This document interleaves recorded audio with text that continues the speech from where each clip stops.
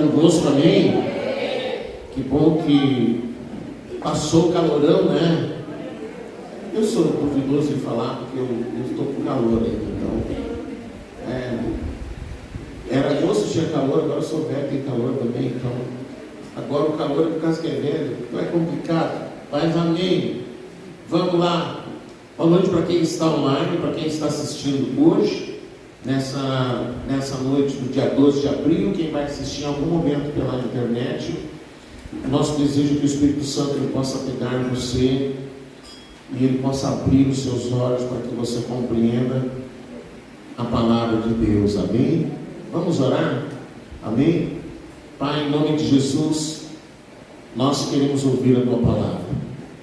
A Tua palavra, Senhor, que é o que nos sustenta. Nós oramos para que o Teu Espírito nos ajude, Senhor. Que o Teu Espírito, Senhor, abra o nosso entendimento, para que possamos ouvir, receber a Tua palavra e compreender aquilo que o Senhor deseja ministrar ao nosso coração. Em nome de Jesus. Amém. Amém? Digam todos amém. Glória a Deus. Queridos, nós começamos há 2 semanas atrás, nós falamos sobre o fundamento da fé. Amém? Você lembra? O fundamento da fé. E nós eu quero dar continuidade falando dos fundamentos da nossa vida com Deus, irmãos. O que é o fundamento? O fundamento, ele é a parte mais importante de uma construção. Quem já construiu assim uma casa? Deixa eu ver. Ninguém construiu uma casa? Quem sabe construir uma casa? Deixa eu ver. Quem sabe? Então, você vai contratar um construtor, e a primeira coisa que ele vai fazer, quando ele vai construir, ele vai marcar o esquadro da casa, ele vai fazer uma marca do terreno, onde vai ser construída a casa. Quando a gente for construir aqui, a gente já tinha acompanhado a construção de uma casa lá em Santa Catarina, que o Senhor nos deu. E quando foi para construir aqui, então a gente chamou alguém, o rapaz veio aqui, e ele marcou então o esquadro que a gente chama. Aí você nunca pensou, como é que sai retinho? É o esquadro que fica marcado no chão. E aí então ele marcou exatamente onde é que tinha que ficar. Então você tem que passar a linha assim, assim. E aí, depois que é marcado o quadro principal, são marcados as peças da casa. Então cada peça da casa, onde vai ser levantadas as paredes, aquilo ali precisa de um alicerce. Então você vai marcar onde fica esse alicerce, ou vai ser colocado em cada esquina, vamos dizer, vai ser feita uma sapada, depois é feita uma viga. Vocês estão entendendo? Amém? Aí passa uma viga e depois sobre essa viga são construídos. Mas no chão vai ficar aquele monte de marquinhas assim, de quadrado, o alicerce construído. E aí ele pega aquele projeto, faz o fundamento, né? A gente não chama fundamento, a gente chama de alicerce. E aí a pessoa vai lá, vai o dono da casa, vai olhar e ver aquele monte de risquinho, ver aquele monte de quadradinho no chão, e não entende o projeto. Mas eu não entendo, onde é que está o quarto, onde é que está a coisa, aquele monte de coisa assim. Mas se o alicerce não for forte, não for bem construído, ele põe em risco toda a construção. Quanto maior for o prédio, a casa, um pavimento, 2 pavimentos, 3 andares, 10 andares, 20 andares, quanto maior for a área construída sobre o fundamento, esse fundamento, esse alicerce, ele precisa ter mais profundidade. Então, alguns prédios, né, tem o famoso prédio lá em Camboriú, que são 130 e poucos andares, ele tem para dentro da terra mais ou menos essa quantidade de profundidade do alicerce, 100 e poucos metros para baixo da terra, que é alguma coisa assim que você diz, mas para que botar tanta coisa embaixo dessa terra? Para suportar a construção. Amém? Então, a nossa vida com Deus, Deus deixou para nós, para a igreja, fundamentos, que são, vamos dizer, cada um desses fundamentos, eles fazem parte daquilo que tem que fazer parte da nossa vida, para que a gente possa viver o que Deus quer que a gente viva na nossa vida. Esses fundamentos têm que estar ali. Então a gente viu a importância da fé, mas não é só a fé. Então existem outras coisas. Hoje nós vamos falar da palavra, e a gente vai conforme vai estudando os fundamentos da nossa vida com Deus, a gente vai vendo que esses fundamentos, eles se entrelaçam, eles são ligados uns aos outros, e eles se completam, eles se complementam. Não basta ter fé, mas não ter fé e não ter palavra. Não adianta ter palavra e não ter fé. Elas vão se complementando. E quando você junta então essas coisas do fundamento, para poder edificar aquilo que Deus quer edificar na nossa vida, que a palavra de Deus diz que a gente é uma casa. Jesus fala naquela parábola, né, do mau construtor, do bom construtor, que construiu a casa sobre a rocha, que construiu a casa sobre a areia. Aí veio o vento, veio a tempestade, e a casa que era construída sobre a areia, que não tinha fundamento, ela foi destruída. Mas a casa que foi edificada sobre a rocha, ela permaneceu. Quem é a rocha? Jesus. Então, o fundamento é importante. E se nós não tivermos esses fundamentos na nossa vida, na prática, o nosso viver com Deus e em Deus, eles serão frágeis, eles serão debilitados. Quanto mais fraco for o fundamento, frágil será a nossa vida com Deus. Amém? Então vamos lá. Mateus 4,4. Mateus 4,4.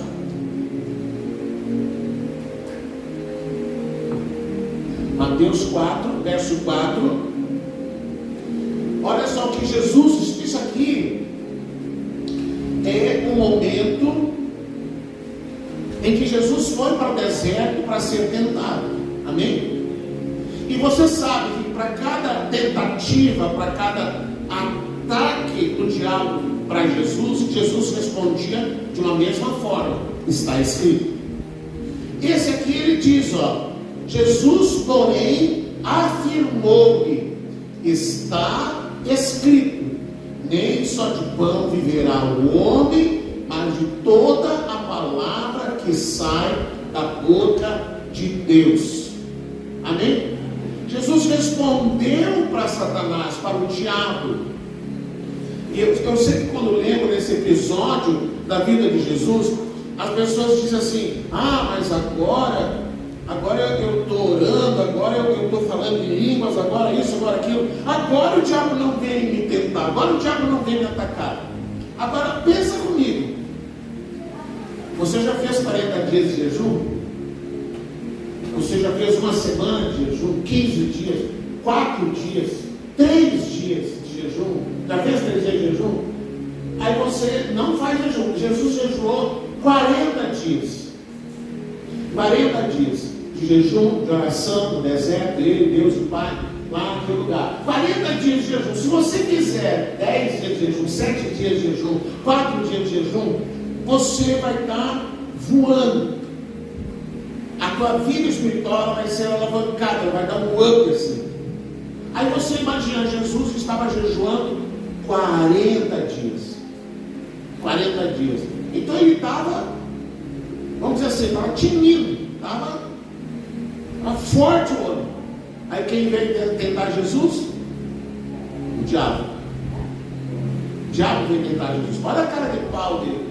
Vem, ele se apresenta para Jesus, ele começa a tentar Jesus, oferecendo coisas para Jesus, diante de coisas que ele imaginou que Jesus, sendo homem, pudesse ser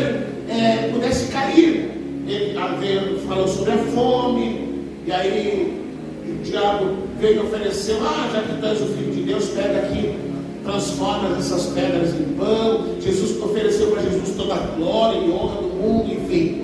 Mas para cada vez que o diabo tentava Jesus, a resposta de Jesus era: está escrito. Está escrito. Ele sempre tinha essa resposta. Cada vez que ele era atacado pelo inimigo, que lhe era oferecido alguma coisa, a resposta de Jesus era: está escrito. Está escrito. Vamos lá. Jeremias 1,12 diz que Deus é um Deus que vela pela sua palavra. Então diga assim comigo: Deus é um Deus de palavra. Deus é um Deus de palavra.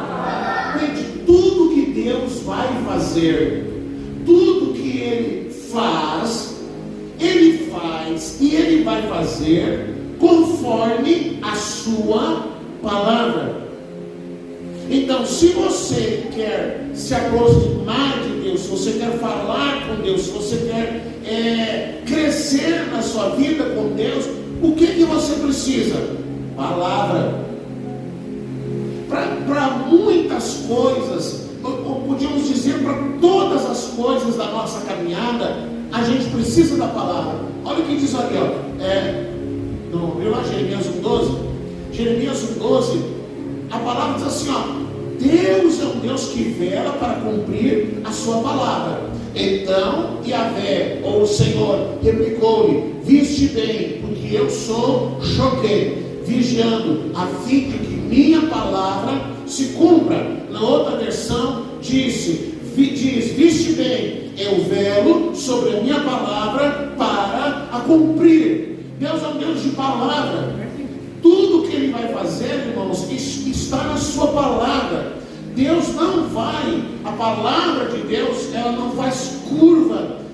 Deus não inventa alguma coisa para me agradar ou para agradar você. Deus não vai fazer nem por você nem por ninguém nada que esteja fora da sua palavra.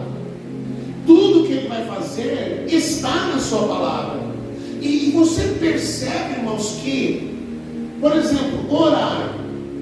Se eu não conheço a palavra, a minha oração se torna ineficaz. Por quê?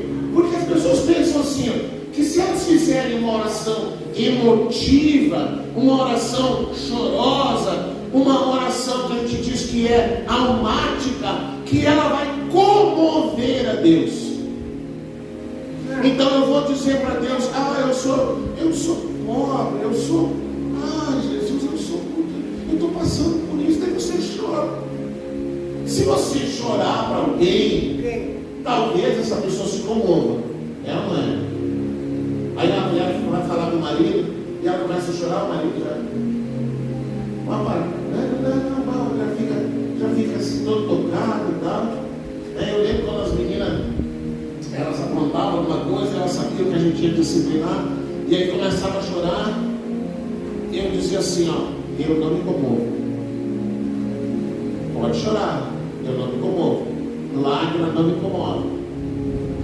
Vai ter que levar disciplina, não tem conversa. Não, tem que ter pensado antes. Agora não adianta chorar.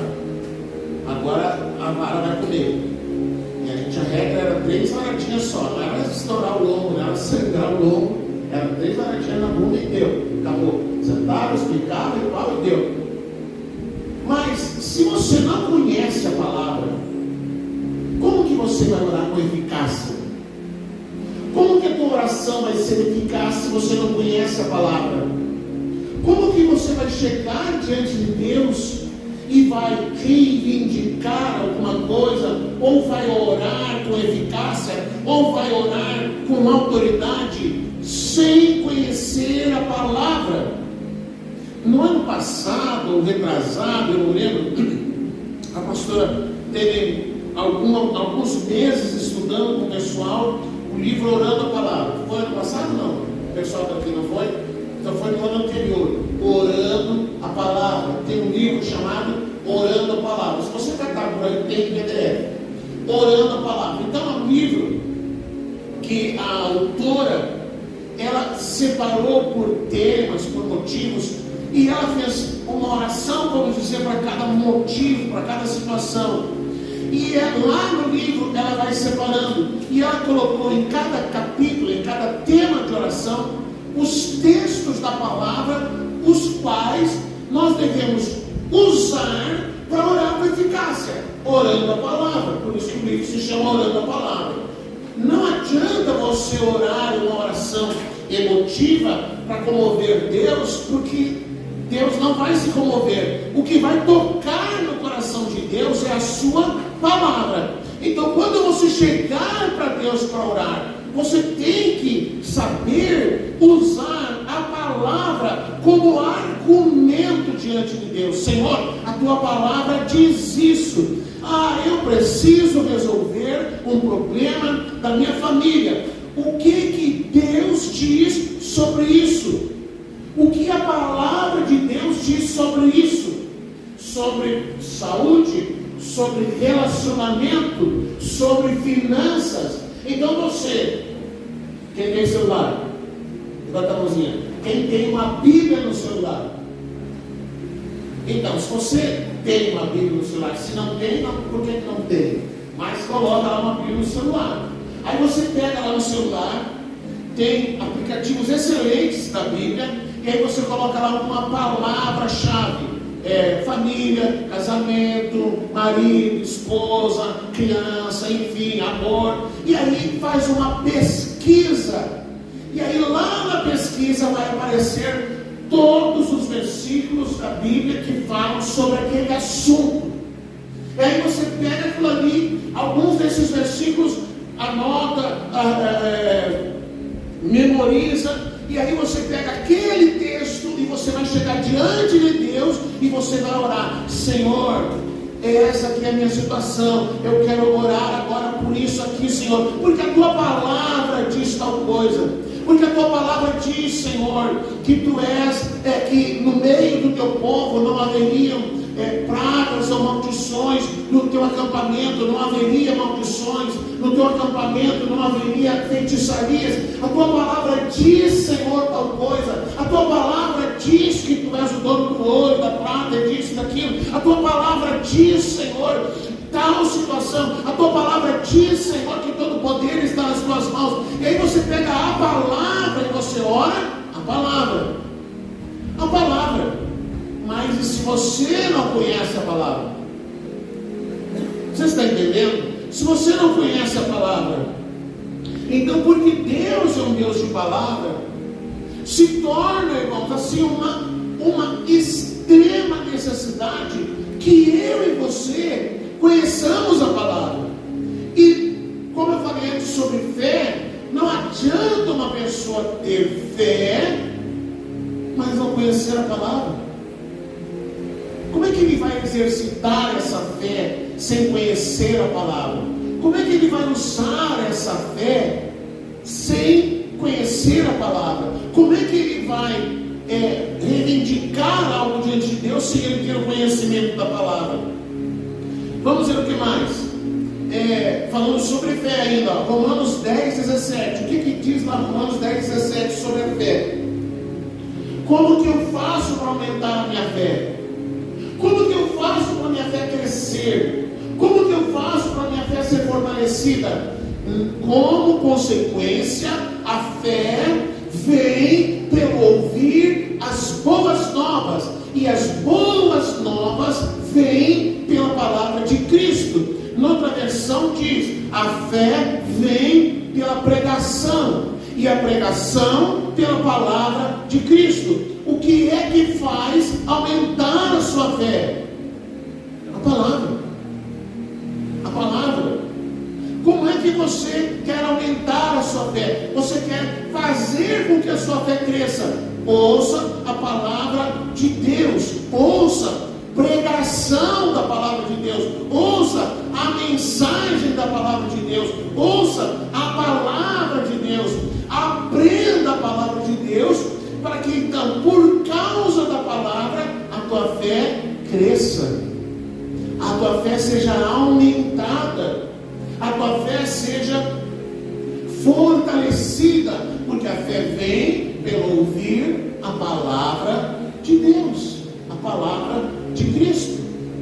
Então, se você não ouve a palavra, se você não conhece a palavra, se você não entende a palavra, a fé ela se torna também ineficaz. A tua oração fica ineficaz, a tua fé não vai crescer. A palavra diz que Deus dá uma medida de fé, mas essa medida de fé ela pode ser aumentada. E para aquilo que Deus quer fazer na sua vida, Jesus já disse, se você tiver uma fé pequenininha como um grão de mostarda, já é possível que o Senhor faça grandes coisas na sua vida. Olha só o que diz a palavra. Vamos seguir mais aqui, O que a palavra de Deus ela é comparada a uma arma. Diga assim comigo, a palavra de Deus faz aumentar a minha fé. A palavra de Deus faz aumentar a minha fé. A palavra de Deus faz fortalecer a minha fé. Agora o apóstolo Paulo em Efésios 6:17, no capítulo 6 de Efésios, o apóstolo Paulo vai tomar, o apóstolo Paulo foi levantado para pregar aos gentios, a quem não era judeu, e ele vai tomar como modelo a armadura romana, e ele vai agora pegar essa armadura romana, e ele vai colocar nomes nessa armadura das ferramentas que Deus deixou para nós. Então ele vai colocar aqui agora em cada uma das ferramentas que Deus nos deixou, das armas que Deus nos deixou, ele vai dar um nome. Por exemplo, a fé, ele diz que a gente tem que embraçar o escudo da fé. Aí ele vai dizer ali, usai igualmente o capacete da salvação e a espada do Espírito, que é a palavra de Deus. Então ele está dizendo assim, a palavra de Deus é uma arma. Vamos dizer junto? A palavra de Deus é uma arma. Então a palavra de Deus é uma arma. A espada romana, naquele tempo, era a arma mais letal que existia. Era a arma mais poderosa que existia. Então o apóstolo Paulo vem e diz, olha, a palavra de Deus é uma espada. Ela é uma arma. E ela é uma arma tanto de defesa quanto de ataque. Você vê que quando o diabo veio atacar Jesus, o que Jesus usou para se defender? A palavra, a espada do Espírito, que é a palavra. Olha só o que diz Hebreus 4:12. Hebreus 4:12. O autor dos Hebreus, ele faz assim um esclarecimento profundo da palavra. Ele diz, portanto, a palavra de Deus é viva, é eficaz, é mais cortante que qualquer espada de dois gumes. Você sabe o que é uma espada de dois gumes? Você sabe o que é o gume? Alguém não sabe o que é? É um termo que a gente não usa. É a lâmina, é a parte que corta. Então ele diz que ela corta de dois lados. A faca normal que a gente usa na cozinha, tem um lado que tem a lâmina que corta, e tem um lado que a gente, acho que é o olho que chama, aquela parte que é o costado da faca, aquilo ali não tem lâmina. Mas a espada, que é a palavra de Deus, ela corta de dois lados, capaz de penetrar até o ponto de dividir alma e espírito, juntas e medulas. Ela é sensível para perceber os pensamentos e as intenções do coração. Ou seja, a palavra de Deus é uma arma poderosa, e ela corta de dois lados. Ela corta o lado do outro. Você já viu crente discutindo e falando da Bíblia? Você já viu crente discutindo sobre a Bíblia? Ai, Jesus. Mas a palavra de Deus, ela corta o outro, mas também ele corta. Ela é uma defesa, mas também é um ataque. Ela é extremamente poderosa. Ela é uma arma extremamente eficaz. Ela é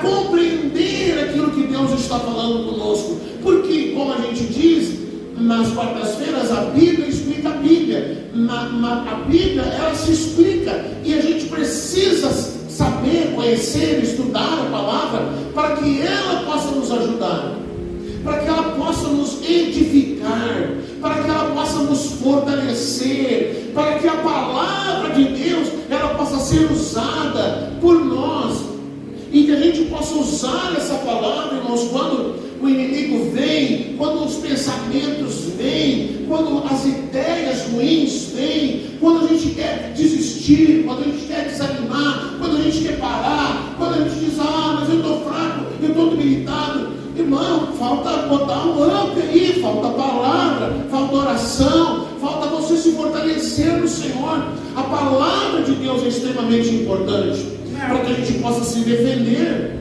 Olha o que diz a palavra, Tiago 4,7. Tiago 4,7 diz assim, sujeitai-vos, portanto, a Deus, mas resisti ao diabo, e ele fugirá de vós. Como você vai resistir ao diabo? Como você vai resistir ao inimigo, ao diabo, aos ataques do diabo? Ai, pastor, eu vou lá no parque e choro. Não tem problema chorar. Eu não quero que você pense, então agora eu não posso chorar mais. Não, você pode chorar. Vai lá, chora, mas levanta e faça alguma coisa. Levanta, se ergue, enxuga as lágrimas, entra num momento de batalha, de oração, de palavra. Não fica lá rendido, não. Não fica lá rendido, não. Chorar não vai resolver os problemas, faz bem para a alma só, mas não resolve as questões, principalmente as questões espirituais. As questões espirituais, os ataques, as batalhas espirituais, irmãos, elas acontecem e a gente até pode chorar, porque às vezes o inimigo vem, ele bate daqui, bate de lá, e a gente sente o ataque do inimigo. Mas, se você não se levantar, se você não orar, se você não clamar pela palavra, se você não se levantar diante do Senhor, se você não se posicionar e contra o inimigo, você não é uma ovelha, você é um leão. Contra o inimigo, você é um guerreiro, você é um Davi no campo de batalha. Está lá o capeta, está aqui você, e você tem que olhar para ele e não vai ficar olhando como os soldados fizeram do exército de Saul. Olharam para o tamanho de Sansão e pensaram, meu Deus, quem é que vai lutar contra esse homem? Olha o tamanho desse homem, olha o tamanho da lança dele, o tamanho do escudo, olha o peso desse armamento. Quem é que vai entrar numa batalha contra esse homem? Mas Davi, quando chegou lá, e ele ouviu os gritos desafiadores de Sansão, Davi disse assim, mas ninguém foi lá? Ninguém foi lá lutar contra esse incircunciso. Ou seja, nós temos aliança com Deus, nós temos aliança com o Senhor. Como que esse homem está falando que o nosso Deus é um Deus fraco e que não há Deus em Israel e ninguém está fazendo nada? Mas eu vou lá. E aí diz, não vai, Davi, pelo amor de Deus. Davi não fazia parte do exército. Davi era quem cuidava das ovelhas, era um menino, no máximo com 1,5 metro. Tem alguém com 1,5 metro aí? Deixa eu ver. Tem ninguém com 1,5 metro? Davi era esmirradinho. Ele não era assim uma pessoa musculosa, forte. Ele era um menino, 14, 15 anos, um gurizinho ruim, feioso, e que quando ele chegou lá e ele ouviu aquilo, ele disse, não, eu vou lá, o que vai acontecer? Vai fazer alguém trabalhar no acampamento? E aí chegou lá para Saul, não, o que está acontecendo? Aí tem um menino aí que disse que quer ir lá lutar. Aí Saul pensa assim, não tem ninguém que quer lutar, ele quer, vamos botar uma armadura nele. Botou a armadura de Saul, que era grandalhão, que era forte, não serviu em Saul, não serviu em Davi. Aí Davi pegou e disse, não precisa de armadura, eu vou lá. Aí Davi vai lá, pega 5 pedras, já preguei sobre isso. A arma dele era uma funda, que ele atirava pedras, ele era um atirador de elite, ele tirava muito bem de funda, e com aquela funda, com o seu cajado, ele matou leão, ele matou urso, ele foi um grande vencedor. E ele vai enfrentar o ele vai enfrentar Sansão, irmão. A verdade é assim, irmão, se você enxergar o tamanho de um demônio, você se molha todo. Se você enxergar o tamanho de um demônio, você se molha. Eu lembro que a gente estava um dia trabalhando na libertação de uma menina bem pequenininha assim, ela estava sendo preparada para ser a noiva de Satanás. E aí a gente atendendo aquele casal, e o casal com duas filhas, e a menina passava mais tempo endemoniada que sadia, e a gente era 40 quilômetros para ir e voltar. Aí um dia, sei lá, depois de 10, 15 dias que ela correria, eu disse para o pastor, vamos levar ela para casa. Parar essa correria, vamos levar ela para casa, não tinha as gurias ainda. Levamos o casal para lá. As meninas foram para a casa de alguém e veio o casal. E aí um dia, irmãos, era uma coisa, eu nunca vi mais esse tipo de coisa.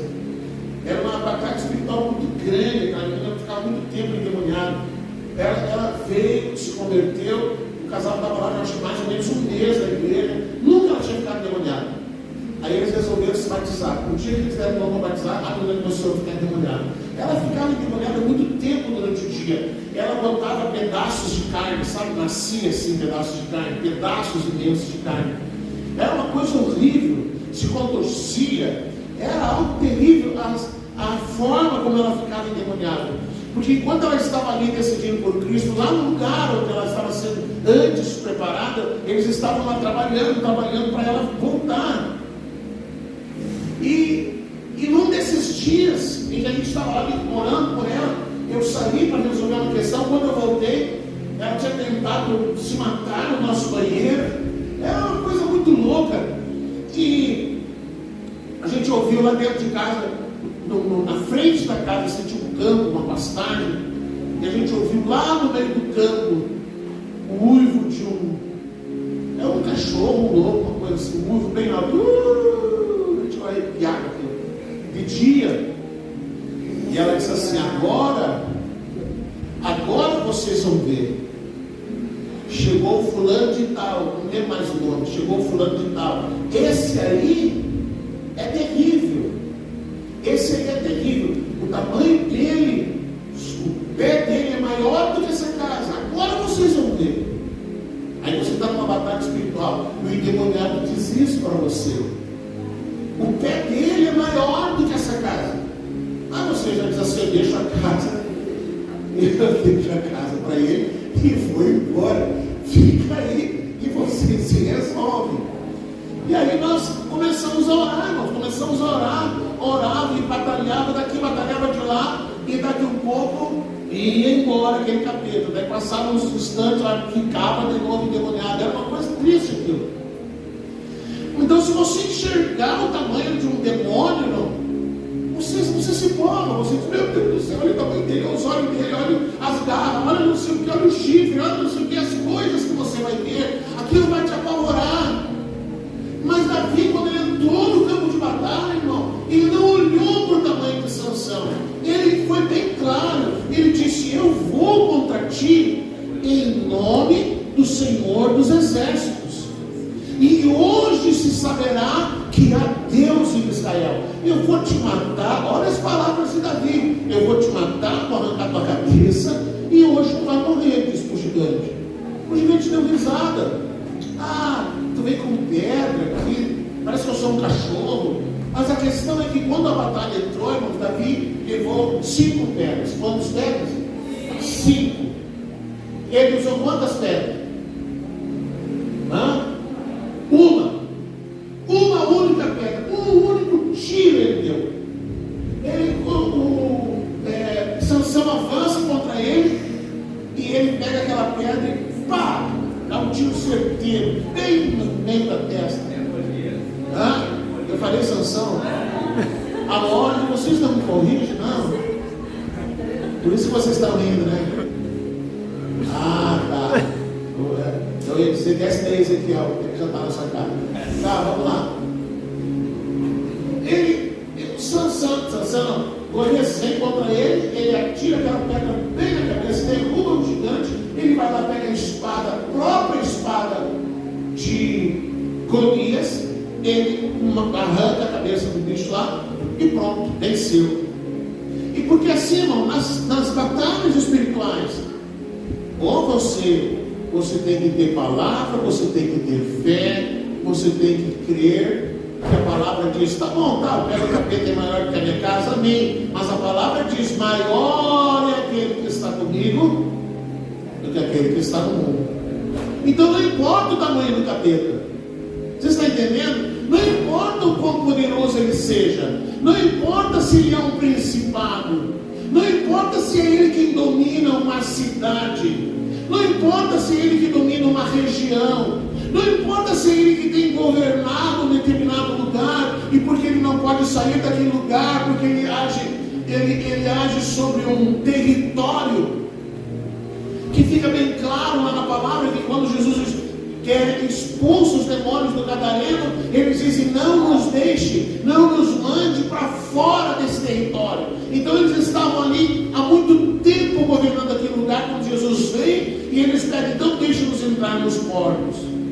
Eles atuam num território, irmão. Então por isso acontece assim, tem um lugar que acontece muito acidente, muita morte, não sei o que, muito aquilo. Irmão, vai investigar, faça um mapeamento espiritual. Por que naquele lugar acontece isso? Então existe alguma força espiritual que age por ali. Então qual é a tua função? Vai lá, unge aquele lugar, declara aquele lugar que o Senhor Jesus coloca-se no teu lugar, repreende, desfaz aquele portal, os portais que são abertos para a abertura espiritual das forças espirituais do mal. Você vai lá, desfaz tudo isso. Mas você tem que fazer isso com a palavra. Não adianta ficar emocionado, é com a palavra. Então Jesus, cada vez que ele foi atacado pelo inimigo, ele declarou a palavra. Mas, e se eu não tiver interesse pela palavra? Se eu não tiver interesse pela palavra, a palavra de Deus, ela vai servir para me proteger.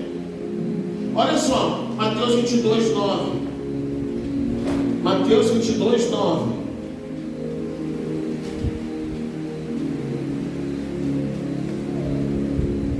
Ide, 22, 29. Vamos lá. Então Jesus lhes esclareceu: vós estáis equivocados, ou seja, vocês estão errando por não conhecerdes as Escrituras nem o poder de Deus. Se eu não conheço a palavra, ela não pode me proteger, ela não pode me guardar. Um crente que não conhece a palavra, irmãos, ele é uma presa fácil para os predadores da fé. Um crente que não conhece a palavra, ele é uma presa fácil para os mercenários, para aquelas pessoas cujo seu Deus é o seu ventre e cujo objetivo é apenas ganhar dinheiro. Então tudo o que eles falarem é para tirar dinheiro. Olha só o que aconteceu com uma pessoa que a gente conhecia. Eles iam no domingo, 6 horas da manhã tinha um culto. Eles iam no domingo, 6 horas da manhã, levantavam 4h30, 5 horas, moravam longe, pegavam o carro, iam para lá para participar do culto. Chegavam lá, eles amavam aquele lugar. Esse lugar assim que tudo termina em oferta, sabe? Chegaram lá, e aí naquele dia o pregador pregou sobre o Espírito Santo. E ele falou, o Espírito Santo instigou as pessoas a quererem o Espírito Santo. E aí agora ele vai terminar a pregação. Ele diz: hoje eu quero orar para você receber o Espírito Santo. Quem quer receber o Espírito Santo? Bom dia, você levantou a mão. Então agora eu vou fazer um desafio. Você sabe quando fala em desafio? Termina em dinheiro. Eu vou fazer um desafio agora. Você quer mesmo o Espírito Santo? Eu vou fazer um desafio. Quem tem R$1.000 para dar de oferta para vir receber o Espírito Santo? Aí levantou algumas pessoas, vieram lá, entregaram R$1.000 para receber o Espírito Santo. Aí ele foi, daqui a pouco ele disse: agora eu quero chamar, você quer receber o Espírito Santo? Você tem R$700 para dar de oferta, aí veio. Daí foi baixando 500 para dar. Aí o último valor disse assim: agora, irmãos, você que quer muito e tal, R$50 de oferta. Daí ele levantava mais alguns e vieram, e naquele dia eles não tinham R$50. Eles sempre contribuíram, sempre ofertavam, eles sempre participavam das campanhas da igreja, mas naquele dia eles não tinham. Aí o pregador diz o seguinte, alguma coisa assim: se você não tem R$50 de oferta para entregar, você não merece o Espírito Santo. Aquele dia foi o dia que Deus abriu os olhos deles. E aí caiu uma ficha, assim, sabe?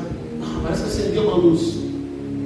E eles pensaram: onde diz na palavra que a gente tem que pagar para receber o Espírito Santo? Levantaram e saíram daquele lugar e nunca mais voltaram. Mas quem não conhece a palavra, não se torna uma presa fácil. Uma presa fácil. Porque o que as pessoas dizem, muitos líderes dizem, muitos pregadores ensinam, eles têm o objetivo, não é que você conheça a palavra, que você cresça na palavra. Muito pelo contrário, quanto menos você conhecer, para ele é melhor. E aí, quando você começa a perguntar, quando você começa a questionar, logo surge alguém dizendo: lembre-se do que Davi disse, não toqueis no ungido do Senhor. Lembre-se de que diz na palavra, não julgueis. Mas você não conhece a palavra, então você se torna uma presa para os predadores, uma presa para os mercenários, que vão te dizer algumas coisas para te tomar o dinheiro, mas não para que você seja edificado. Olha, eu na minha caminhada com Deus, irmãos, eu até já me arrependi de muitas coisas que eu fiz. Eu já me arrependi da corrente das rosas lá, mas eu nunca fui um mercenário, porque eu entregava a rosa, mas não vendia, eu dava a rosa. E cada vez que eu trazia alguém para pregar, alguém para fazer uma campanha, que era uma vez ou duas, no máximo no ano, eu já dizia: tu não explora a igreja, tu não explora. Se tu explorar, tu não vem mais. Eu dizia para ele: não vem explorar, senão não vai dar certo, a gente não vai se entender. Eu tinha esse cuidado. Mas para você ter uma ideia da mentalidade das pessoas, olha só. A Isabelle conheceu uma pessoa aqui da cidade que trabalhava, enfim. Aí essa pessoa conheceu alguns pastores. E ele disse assim: ó, o pastor fulano abriu uma igreja e ele construiu uma casa de alto padrão. Ele vinha toda segunda-feira com um saco de dinheiro e pagava as coisas que iam ser feitas naquela semana. Agora eu soube que o pai da Isabelle abriu uma igreja. Ele contou isso para Isabelle. Vocês vão ver, disse ele para os amigos, vocês vão ver, esse homem logo vai estar com o carro do ano, ele vai estar montado com dinheiro, e talvez ele apareça aqui e resolva construir uma casa de alto padrão, e ele vai vir aqui pagar com sacos de dinheiro que ele vai tomar lá na igreja. Aí disse ele: mas Isabelle, eu me surpreendi, porque daqui a um pouco teu pai tinha uma caminhonete, mas daqui a pouco eu vi ele com um carro velho, daqui a pouco eu vi ele com aquelas camisetas de pesca que ele usa, e via ele andando pela cidade, aquele Gol velho. E teu pai não enriqueceu, teu pai não ganhou dinheiro da igreja, teu pai é o único pastor que abriu uma igreja e não enriqueceu. Eu nunca vi isso, disse ele. Teu pai tem que ser um homem muito sério. E ela ficou muito feliz de ouvir aquilo. Porque a ideia de muitas pessoas era exatamente essa: o pastor Fernando agora abre uma igreja e vai nadar de costas, vai ganhar dinheiro de nem nada. Eu sou o único pastor que abriu uma igreja, ao invés de enriquecer, eu empobreci. Ao invés de continuar com a caminhonete e melhorar a caminhonete, eu estou com um carro velho, está ali parado, precisa consertar e não tenho dinheiro para pagar o conserto. Mas tem coisas que são inegociáveis. Os princípios são inegociáveis. E se você conhece a palavra, irmãos, você não pode negociar princípios.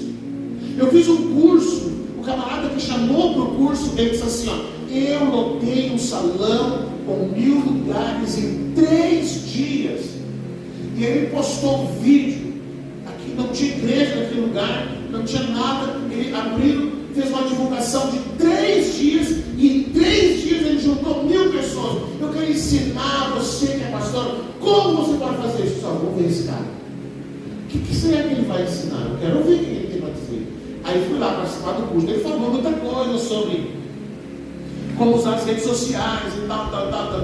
E eram 3 dias grátis de tinha uma introdução naquele negócio e tal, bons ensinamentos, mas ele não chegava nunca na parte que eu queria saber. E como ele encheu aquele lugar em 3 dias. E foi no último dia, nos últimos 10 minutos, 5 minutos, quando estava encerrando, que ele começou a vender um curso master, Walter, sei lá o quê, e aí você paga tanto e você vai receber a minha mentoria e tal. Mas eu quero dizer o que eu fiz para chegar no lugar. Disse, agora ele vai falar. Aí ele disse, o que as pessoas querem ouvir hoje? Quais são hoje os temas que você consegue alcançar um grande número de pessoas? Família, prosperidade e saúde. Então você que é pastor, você que quer lotar a sua igreja, fale dessas 3 coisas, porque é só isso que as pessoas querem ouvir: família, prosperidade e saúde. E aí você não se preocupa com outra coisa, fale só isso, porque você tem que falar o que as pessoas querem ouvir. Talvez que a palavra e o crescimento, a edificação, isso não importa. Se você falar o que as pessoas querem ouvir, elas vão vir. Então faça uma campanha de prosperidade, faça uma campanha disso, faça uma campanha daquilo. E foi assim que eu montei um lugar. Em 3 dias eu juntei 1000 pessoas. O meu desafio, irmãos, toda semana, eu estava ouvindo o Zé Bruno falando essa semana, e ele disse assim, que de vez em quando a liderança da igreja, que ele é o presidente, de vez em quando eles chamam ele, e aí ele diz assim, pastor, o senhor tem que se acalmar, pastor. Alguém já assistiu o Zé Bruno pregando? Ele é calmo, né? O senhor tem que se acalmar, pastor. O senhor tem que pregar assim, uma palavra que não seja tão incisiva. Se você assiste o Zé Bruno, você vai dizer assim, pastor Fernando é light. Pastor Fernando é água com açúcar. Porque ele vai falando, quando ele bate com as mãos, com os pés, com o joelho, com a ceia dele, mas na palavra, não tem para onde tu fugir. E aí ele diz assim, os irmãos vêm e dizem, tem que botar um piso da igreja, pastor, faz uma campanha de prosperidade, pastor, nós precisamos botar ar-condicionado, nós vamos fazer aquilo. Se o senhor fizer uma campanha, se o senhor falar mais de dinheiro, as pessoas vão contribuir, a igreja vai melhorar, a gente vai poder fazer mais projetos e tal. Daí ele diz, eu não posso. Ele já se estressa. Eu não posso negociar. Eu não posso deixar de fazer o que eu faço. Mas os projetos que esperem, se dá para fazer, a gente faz, se não dá, a gente não faz. Mas eu não posso enganar as pessoas, eu não posso mentir para as pessoas, eu não posso dar para elas algo que não dá solução. E infelizmente, o que as pessoas precisam é disso aí. Elas podem estar acostumadas a ouvir outra coisa, e se elas querem ouvir outra coisa, elas vão lá no outro lugar, na esquerda tem um pastor que fala tudo isso aí, então eles vão para lá. Mas não, eu não posso negociar. Esse é o meu dilema. Vocês estão entendendo? No domingo eu vou falar bem calminho, eu vou pregar uma coisa bem genérica, eu vou pregar uma mensagem assim bem light, todo mundo vai sair feliz, todo mundo vai sair faceiro, todo mundo vai sair sorrindo, vão até trazer os parentes para a igreja, porque daí vai ficar todo mundo feliz. Mas aí eu vou deitar na minha cama e eu não vou conseguir dormir. Paulo diz assim, ai de mim se eu não pregar o Evangelho, ai de mim se eu não pregar o Evangelho. Jesus está dizendo, por que você erra? Você erra, irmão, na sua caminhada com Deus. Sabe por que você erra? Porque você não conhece a palavra de Deus. Se você não conhece a palavra de Deus, você peca contra Deus. Se você não conhece a palavra de Deus, você se torna uma presa. Alguém pode chegar para você e dizer, Michael, eu tenho uma revelação para você. Olha o que aconteceu com a igreja. Um dia, por um acaso, em algum momento, uma mulher começou a profetizar na igreja. Todo culto ela começou a profetizar. A igreja era pequenininha, bem menor do que essa. Tinha gente pelo ladrão. Todo domingo as pessoas vinham para ouvir uma revelação. E ela revelava de tudo, irmão. Revelava. Aí um dia, ela diz, Deus está dizendo, a pessoa, ela gosta de revelação, e alguém diz assim, Deus está dizendo, pode falar o que quiser depois, porque se começa dizendo Deus está falando, ou Deus está dizendo, ou eis que eu te digo, enfim, ó meu servo, eis que eu te digo, e aí pode dizer o que quiser, a pessoa aceita, não questiona, ela não vai na palavra, a palavra de Deus é a base, irmãos. Se alguém começar dizendo, Deus está falando, e o que ela falar não está na palavra, cospe fora, irmão, se levanta, sai fora, não é a palavra. Então ela começa a dizer, o Senhor está falando, pastor casado, jovem, o pastor precisa ter 2 mulheres. Ele precisa ter uma mulher carnal, que é a esposa, e uma mulher espiritual, que é ela, a profeta. Entendeu? Ele precisa ter uma mulher carnal, uma mulher espiritual. E todo mundo, Jesus fala, Senhor. Olha o que acontece. Essa profeta na sua vida, todo dia ela vinha para orar com o pastor, no gabinete. Aí eles se trancavam no gabinete e ficavam lá orando. Amém? Tem problema em orar? Não, não tem. Mas tá bom. Numa dessas tardes, a mulher, a esposa, que eles moravam no fundo da igreja, nós vamos lá orar. Todo dia tem que orar. Tá bom. Ela é profeta, né? Tem que orar. Aí, por um momento assim, sei lá quanto tempo tinha passado, a mulher resolveu ir lá. A esposa resolveu ir olhar. Como é que eles oram e tal? Aí ela vai, entra na igreja, eles estão na igreja, eles estão no gabinete. O homem estava em cima da mulher, em cima da profeta. Um momento íntimo de grande revelação. E a mulher bateu na porta, se fez ver, entrou, pegou a criança, juntou a mudança e foi embora. Você acha que a igreja esvaziou? Não. Sabe o que eles disseram? O pastor tem direito de ser feliz. O pastor tem direito de ser feliz. Olha aí a grande revelação. A mulher espiritual ficou com ele, a carnal foi embora. A igreja não esvaziou. Eles abraçaram aquela grande revelação que a profeta trouxe. E depois então ele foi afastado ali por causa dessas coisas. Ele foi para uma outra cidade. E as pessoas iam lá na outra cidade porque eles queriam continuar ouvindo as revelações que não tinha nada a ver com a palavra de Deus. Então Jesus disse assim, ó, vocês estão errando, vocês estão pecando, vocês estão falhando na sua vida com Deus porque não conhecem as Escrituras.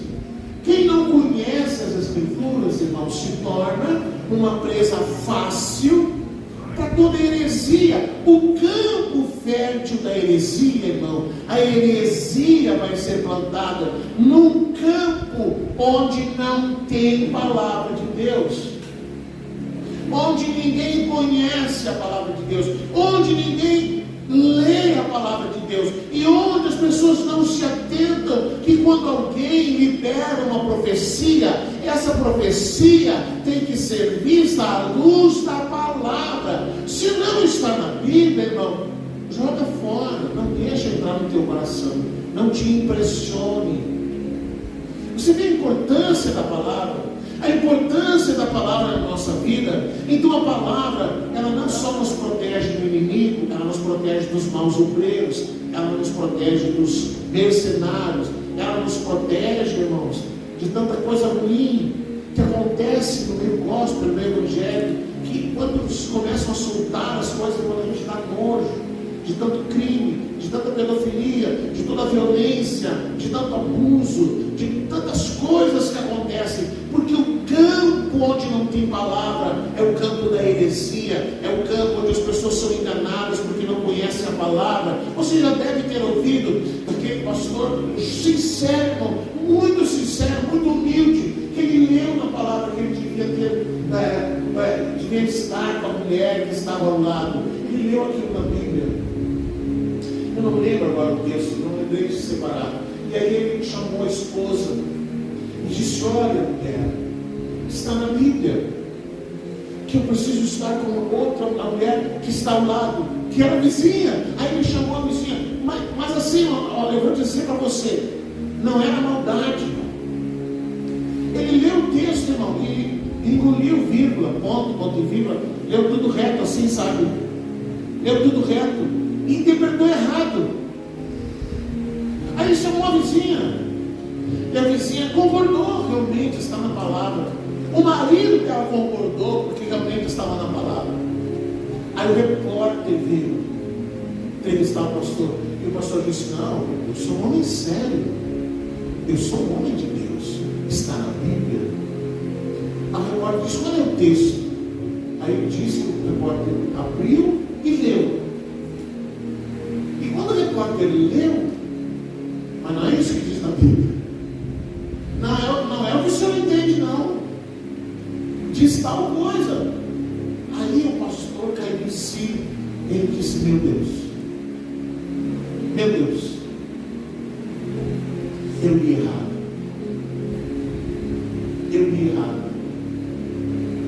Ele caiu em si na hora, aparece, sabe assim, quando cai a ficha? E aí na hora, assim, o rosto dele se feriu, sabe, de ferida, de machucado, porque ele leu e fez uma interpretação errada. Porque não basta ter a palavra, a gente tem que saber ler o português, pelo amor de Deus. A gente tem que aprender a interpretar o texto. A gente tem que respeitar a pontuação, as vírgulas. A gente tem que ler com pausa onde tem pausa. Não é porque a Bíblia diz que tem que amar o próximo, você tem que amar o vizinho, tem que amar o outro. E não é isso que diz a Bíblia, irmão. Mas a importância da gente conhecer a palavra. Diga assim comigo: eu preciso conhecer a palavra. Eu preciso do fundamento da palavra. Você precisa. Cada vez, se você tiver acesso a ouvir a palavra, aprender da palavra, mergulhar na palavra, às vezes acontece na quarta-feira, mas eu não entendi direito, pastor. Assista de novo, ouça de novo, faça anotações, aprenda. Cada vez que você ouvir, Deus vai te dar uma nuance, uma visão mais ampliada e mais diferente daquilo que você ouviu antes e não percebeu, passou batido. Então ouça mais uma vez, ouça mais uma vez, ouça mais uma vez, ouça mais uma vez e mais uma vez. E quanto mais você ouve, mais você vai aprendendo, mais você vai aprendendo, mais você vai aprendendo. E aí você vai se fortalecendo e a palavra de Deus vai te capacitando a viver uma vida espiritual vitoriosa, plena, daquilo dentro do propósito que o Senhor deseja que você viva. Vamos orar? Vamos orar? Vamos lá, queridos. Vamos orar. Vamos chegar diante do Senhor, irmãos. Como é que está? Como é que estão as coisas aí no seu coração? Qual é a tua fome de palavra? O teu desejo de palavra? Qual é o teu desejo que você tem de conhecer a palavra, de ampliar o teu entendimento, de mergulhar no conhecimento da palavra? Como é que é isso aí dentro do teu coração, irmão? Você é o faminto, ou você é aquele que não se importa, você é aquele que não liga, você é aquele que tanto faz como tanto fez? Feche os seus olhos. Talvez hoje, irmãos, Deus precisa acender uma luz dentro do teu coração. Talvez hoje Deus precisa acender uma luz dentro do teu espírito. Talvez hoje Deus faça com que os teus olhos se abram e você comece a perceber: poxa vida, eu preciso conhecer mais da palavra. Eu preciso aprender mais. Eu preciso aprender mais, porque eu preciso orar com eficácia. Eu preciso viver uma vida mais efetiva, mais próxima daquilo que o Senhor tem para a minha vida. Feche os seus olhos e você vai orar nessa noite. Talvez você precise dizer para Deus: Deus, Senhor, me perdoa. Senhor, me perdoa. Talvez você precise chegar para Deus nessa noite e precisa dizer para Ele: Senhor, me perdoa. Eu preciso ter fome, Senhor. Eu preciso ter fome da palavra. Eu preciso ter desejo pela palavra. O meu espírito precisa, Senhor, ser alimentado. Eu preciso me preocupar com o meu espírito. Pai, nós chegamos diante de Ti nessa noite. Ah, Senhor, como a Tua palavra é importante na nossa vida, como a Tua palavra é importante para que a gente possa crescer, para que a gente possa, Senhor, ser edificado. Senhor, nós não queremos pecar contra Ti porque não conhecemos a palavra. Nós não queremos, Senhor, ser um campo fértil para a heresia. Nós não queremos ser presa, Senhor, de maus obreiros, de obreiros fraudulentos, ou como Tu disseste, cuidado com os cães. Senhor, como nós precisamos ter fome de Ti, como nós precisamos ter desejo por Ti, Senhor, como nós precisamos, Senhor, ser aguçados no desejo de conhecer a Tua palavra, como nós precisamos, Senhor, que o Senhor ative no nosso espírito uma fome, uma ânsia, um desejo tremendo por conhecer a Tua palavra, por aprender da Tua palavra, por ler a Tua palavra, para ouvir sobre a Tua palavra, para que possamos ter uma oração eficaz, para que a nossa fé seja fortalecida, para que nós sejamos, Senhor, que nós possamos nos defender dos ataques do inimigo, para que possamos, Senhor, atacar ao inimigo, para que possamos confrontar as investidas do inimigo. Senhor, aguça a nossa fome, aguça o nosso desejo, aguça o nosso espírito, amplia a nossa fome por Ti, Senhor, em nome de Jesus.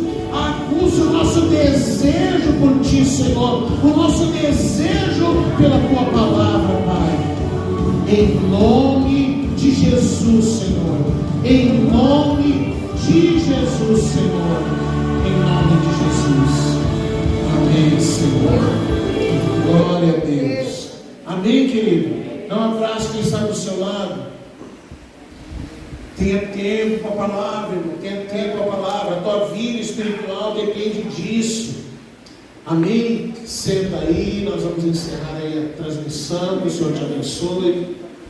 Se você está esperando o momento de ofertar, esse é o momento de contribuir.